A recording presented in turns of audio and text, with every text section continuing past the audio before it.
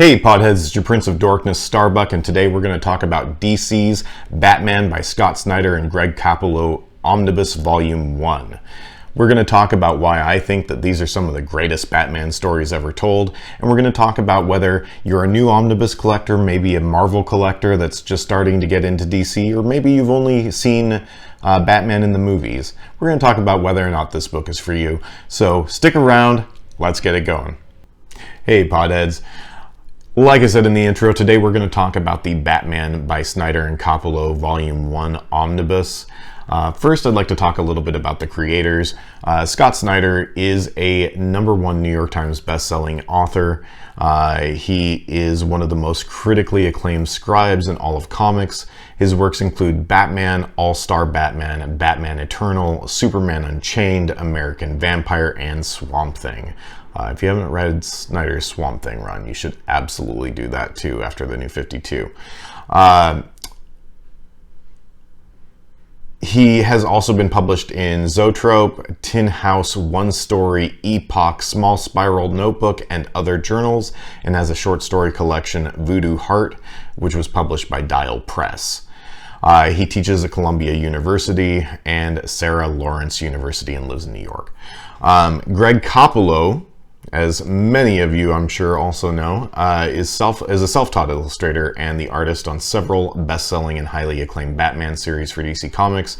Prior to that, he was best known for an 80-issue run on Spawn, which, again, wonderful stuff.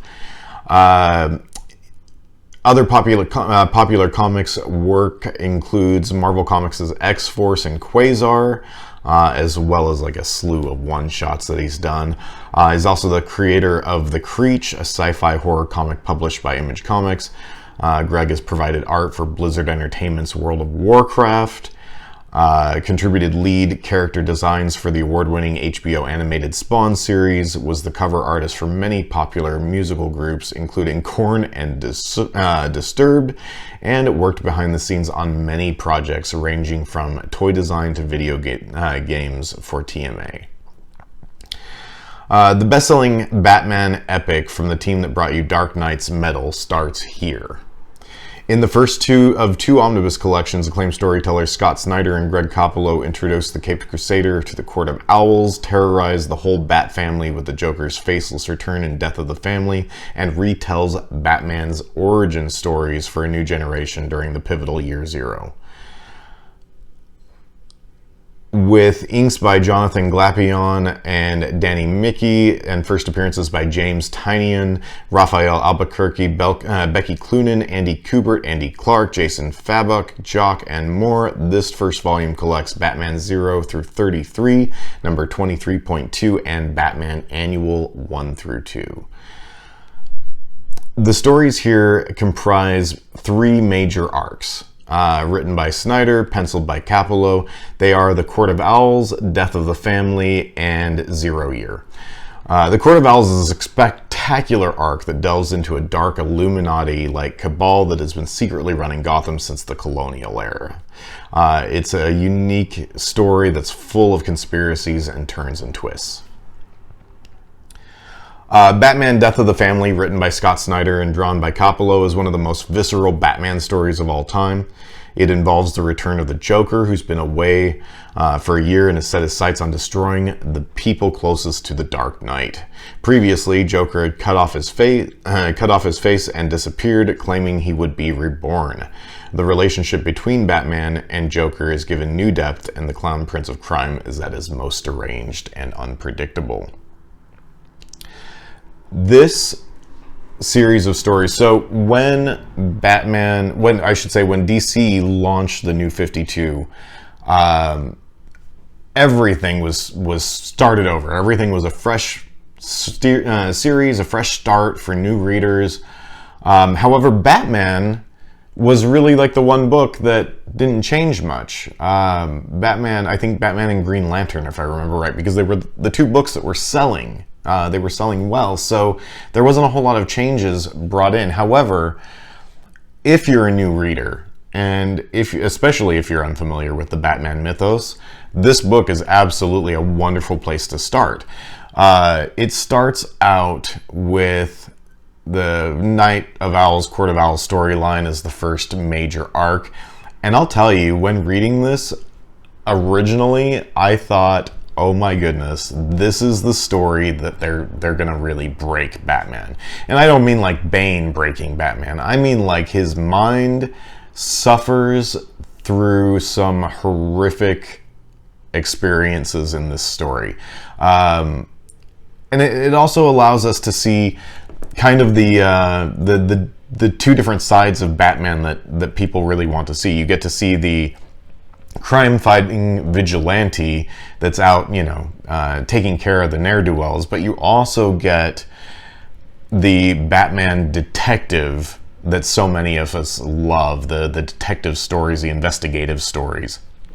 The nice thing about reading through, especially the first run with Court of Owls, Night of Owls, is the fact that you can reread these stories and catch images and text that in retrospect is very telling, maybe foreshadowing things that you never noticed the first time around. So it is a wild ride. You see Batman surprised, I guess, for one of the few times in his illustrious career, where you have this cabal, this Court of Owls that has literally been infesting his city and his own buildings in some cases for generations. So you kind of see Batman exposed to a blind spot that you don't normally see. So it's such a fun story, but also very dark, very twisted. And Capullo's artwork is some of the most visceral and some of the most terrifying that I think that you'll see in current comics. And I'm sure a large part of that is due to, an 80-issue run on Spawn. He's got, both Snyder and Capullo have horror in their roots. And you can see that even moving forward after this arc into the next Omni, and then of course what they've done over the last few years in the Dark Knight's Metal series, that kind of thing.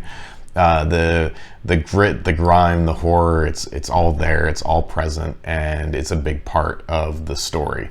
After the Court of Owls, you get the Death in the Family, or Death of the Family, excuse me.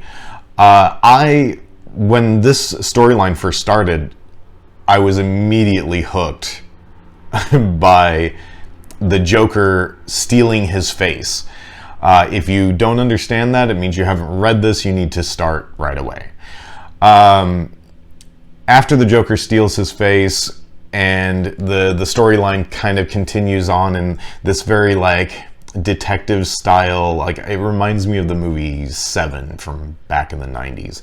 It's kind of got that vibe to it, that kind of dark and horrific creepiness to it. But I was really afraid, given the title and the solicitation that had been done for the book prior to it, that this was going to be basically just a retelling of Death in the Family. It is not, thankfully, and it is easily my second favorite of the 3 story arcs in this book. The third story is going to be the 0 year, or year 0, 0 year, which is effectively, after New 52, we went through the Court of Owls storyline, we went through the Death of the Family storyline. This is purely a reimagining of the Batman origin story, and I think is still the most recent of the comic version origin story. So again, if you're interested in Batman because you've seen the Robert Pattinson movie The Batman coming up, or you just are just angry that Ben Affleck only had the little bit of roles that he had, and you think that we should always have Batfleck forever, if you don't know much about Batman and you want to get into the books, this is the absolute best place to start. You're going to be reading modern books with modern sensibilities and style, and you're also going to be getting some of the best storytelling that's come out of DC Comics in the last 10 years. Definitely take your time to check this out. In the meantime, like and subscribe, and stick around for more content from Prince of Dorkness. This is your Prince of Dorkness signing out. Thank you so much for watching.